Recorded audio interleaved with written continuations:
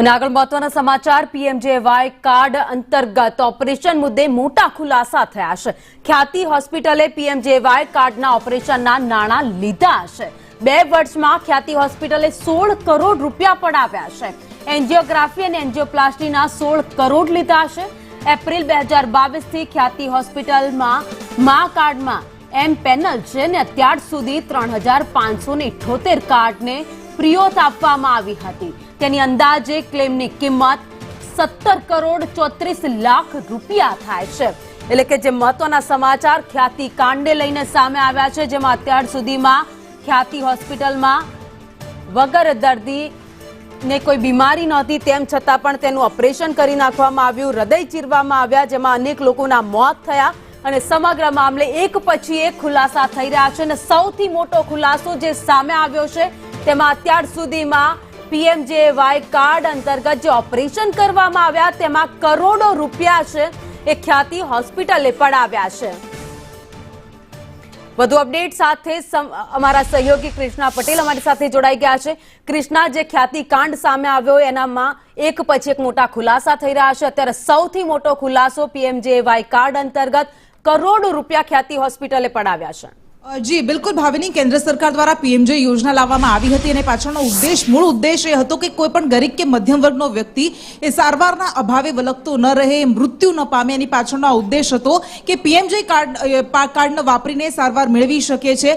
પરંતુ આ પીએમજે કાર્ડને કેવી રીતે આ લેભાગુ મેડિકલ માફિયાઓ દ્વારા એને હથિયાર બનાવી દેવામાં આવ્યું, શસ્ત્ર બનાવી દેવામાં આવ્યું અને આ ખેલ તો છેલ્લા કેટલાય વર્ષોથી ચાલતો હતો। પરંતુ ખ્યાતિ કાંડ જે સામે આવ્યું એ પહેલા પણ ઘણી બધી હોસ્પિટલ સામે કરવામાં આવી હતી। 1 વર્ષ પહેલા પણ જ્યારે કેગનો ઓડિટ સામે આવ્યું અને એમાં ખબર પડી હતી કે પીએમજે કાર્ડનો ઉપયોગ કેવી રીતે મેડિકલ માફિયાઓ દ્વારા હોસ્પિટલ્સ દ્વારા ખિસ્સા ભરવા માટે થઈ રહ્યો છે। અને ખ્યાતિ હોસ્પિટલની જ્યારે વાત આવી કે જેમાં લોકોને 40% બ્લોકેજ, એમને 80-90% બ્લોકેજ બતાવીને એન્જિયોગ્રાફી કરી નાખવામાં આવી, એન્જિયોપ્લાસ્ટી કરી નાખવામાં આવી અને હવે સામે આવી રહ્યું છે કે ખ્યાતિનું પૈસા કમાવાનું એક મોટું સાધન અને એકમાત્ર સાધન કહી શકાય એ પીએમજે કાર્ડ યોજના હતી। કારણ કે 17 કરોડ 34 લાખ રૂપિયા અત્યાર સુધીમાં ક્લેમ કરવામાં આવ્યા છે ખ્યાતિ હોસ્પિટલ દ્વારા અને એમાંના 16 કરોડ 64 લાખ રૂપિયા ખ્યાતિ હોસ્પિટલને ચૂકવી દેવામાં આવ્યા છે। એટલે માત્ર અત્યાર સુધીમાં 2 વર્ષમાં જ એ 17 કરોડ કરતા વધારે રકમ કમાઈ ચૂકી છે। 16 કરોડ 64 લાખ આપી દેવાયા એટલે માત્ર હવે 70 લાખ રૂપિયા જ આપવાના બાકી હતા ખ્યાતિ હોસ્પિટલને।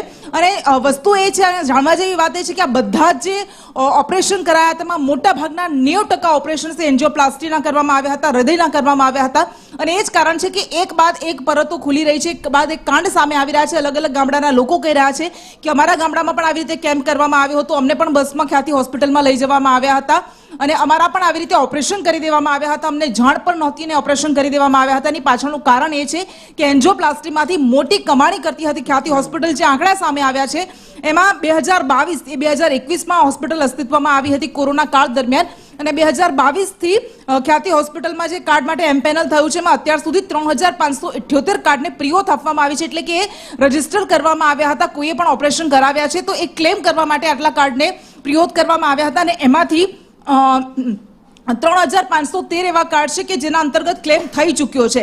એટલે આ બતાવે છે અને આ તો એવું છે કે છીંડે ચડ્યો એ ચોર, પરંતુ ખબર પડશે કે આ માત્ર ખ્યાતિ હોસ્પિટલ તો એક હોસ્પિટલ એવી છે, પરંતુ આવી તો ગુજરાતમાં કેટલી હોસ્પિટલ ચાલે છે ને 1 વર્ષ પહેલાનો જે કેગનો રિપોર્ટ હતો એ ઓડિટમાં પણ એ સામે આવ્યું હતું કે સૌથી વધારે જો પીએમજે યોજનાનો હોસ્પિટલ્સ દુરુપયોગ કરતી હોય તો એ ગુજરાતમાં છે ને ગુજરાતમાં જ આવી રીતે મેડિકલ માફિયાએ પીએમજે કાર્ડનો દુરુપયોગ કર્યો।